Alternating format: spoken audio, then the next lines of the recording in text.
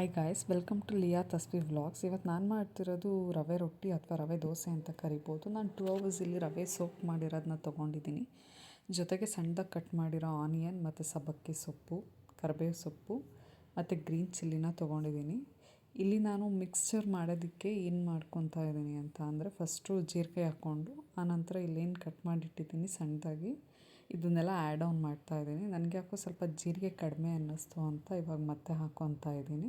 ನೀವು ಅಷ್ಟೇ ಎಷ್ಟು ಜನಕ್ಕೆ ಮಾಡ್ತೀರಾ ಅದನ್ನು ನೋಡಿ ಸಾಲ್ಟ್ ಆಗಿರ್ಬೋದು, ಜೀರಾ ಆಗಿರ್ಬೋದು ಮತ್ತು ಸೊಪ್ಪಾಗಿರ್ಬೋದು ಎಲ್ಲ ಹಾಕ್ಕೊಬೋದು. ನೀವು ಇನ್ನೂ ಬೇಕಾದರೆ ಬೇರೆ ಬೇರೆ ಥರ ಸೊಪ್ಪು ಹಾಕ್ಕೊಬೋದು. ಏನಿರುತ್ತೆ ಅದರಲ್ಲೇ ಕ್ವಿಕ್ಕಾಗಿ ಮಾಡೋಣ ಅಂತ ನಾನು ಈ ಥರ ಮಾಡ್ತಾಯಿದ್ದೀನಿ. ಮತ್ತು ವಾಟರು ಅಷ್ಟೇ ನೀವು ಕನ್ಸಿಸ್ಟೆನ್ಸಿ ನೋಡಿ ಹಾಕ್ಕೊಳ್ಳಿ. ನಾನು ಇಲ್ಲಿ ಇಬ್ಬರಿಗೆ ಮಾಡ್ತಿರೋದ್ರಿಂದ ಈ ಥರ ಹಾಕ್ಕೊಂಡೆ.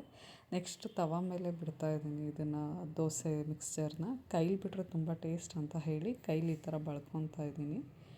ನೀವೇ ನೋಡಿ ಸೌಟಲ್ಲಿ ಇದು ಮಾಡೋದಕ್ಕೂ ಕೈಯಲ್ಲಿ ಬಳಿಯೋದಕ್ಕೂ ಎಷ್ಟು ಡಿಫ್ರೆನ್ಸ್ ಇರುತ್ತೆ ಅಂತ. ಈ ಥರ ಮಾಡಿದ್ರಂತೂ ತುಂಬ ಚೆನ್ನಾಗಿರುತ್ತೆ. ಇದು ತುಂಬ ಕ್ವಿಕ್ ರೆಸಿಪಿ ಆಗಿದ್ದು ನೀವು ಬಾಕ್ಸ್ಗಾದರೂ ಕೊಡ್ಬೋದು, ಇಲ್ಲ ಬ್ಯಾಚುಲರ್ಸ್ ಮನೇಲಿ ಈಸಿಯಾಗಿ ಮಾಡ್ಕೊಂಡು ತಿನ್ಬೋದು, ಇಲ್ಲ ಸಂಜೆ ಸ್ನ್ಯಾಕ್ಸ್ಗೆ. ಇದಕ್ಕೆ ಚಟ್ನಿನೇ ಬೇಕಂತ ಏನಿಲ್ಲ. ನಾನಿಲ್ಲಿ ಸೈಡ್ ಕಾಂಬಿನೇಷನ್ ಅಂತ ಹೇಳಿ ನಮ್ಮ ಕಡೆ ಎಲ್ಲ ಉಪ್ಸಾರು ಖಾರ ಮಾಡ್ತಾರೆ, ಅದನ್ನು ತೊಗೊಂಡಿದ್ದೀನಿ ಮತ್ತು ಸ್ವಲ್ಪ ಗೀ ತೊಗೊಂಡಿದ್ದೀನಿ. ಈ ಥರ ನಾವು ಊರ ಕಡೆ ತಿನ್ನೋ ಥರ ತಿಂದ್ರೇ ಟೇಸ್ಟು ತುಂಬ ಚೆನ್ನಾಗಿರುತ್ತೆ. Thank you.